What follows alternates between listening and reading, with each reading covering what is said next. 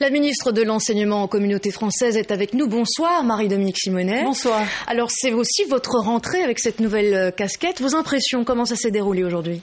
Pour moi, ça s'est bien déroulé et il y avait en même temps beaucoup d'émotions, comme on vient de le voir dans cette petite école, mais où tout le village, le pouvoir organisateur, les voisins, les parents, se sont tous unis derrière l'école.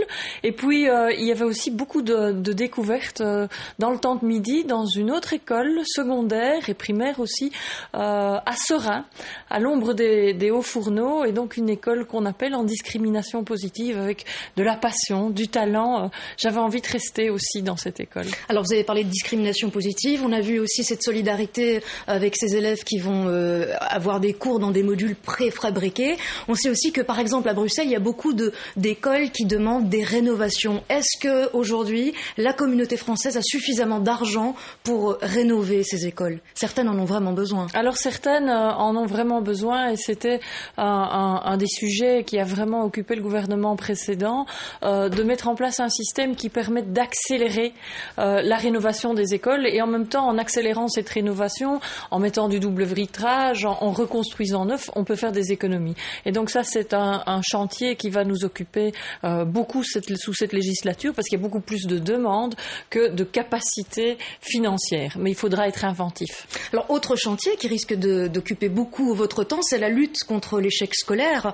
Échec scolaire important en primaire, très important en secondaire. Un élève sur deux échoue. Quel est le problème chez nous en communauté française ? Est-ce que c'est le manque d'encadrement ? Est-ce que l'enseignement n'est pas bon ? Non, ce n'est pas le manque d'encadrement parce que comparativement à d'autres pays, nous ne sommes pas les moins encadrés. C'est pas la qualité de nos enseignants. À mon avis, ce sont des facteurs multiples. Et donc, il y a, c'est vrai, des écoles où 20% de nos écoles en communauté française accueillent 80% des enfants les plus fragiles ou les plus difficiles ou les plus faibles. Donc ça, c'est un aspect.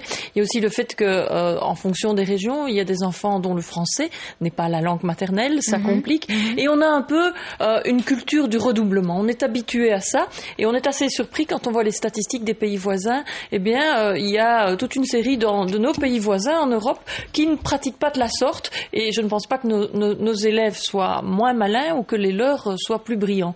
Et donc, c'est cette façon d'appréhender et peut-être de remédier tout de suite au sein de la classe. Et donc, il y a des formations.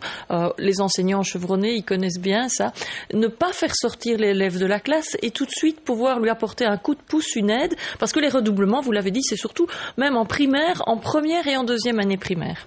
Restez avec nous, Madame la Ministre.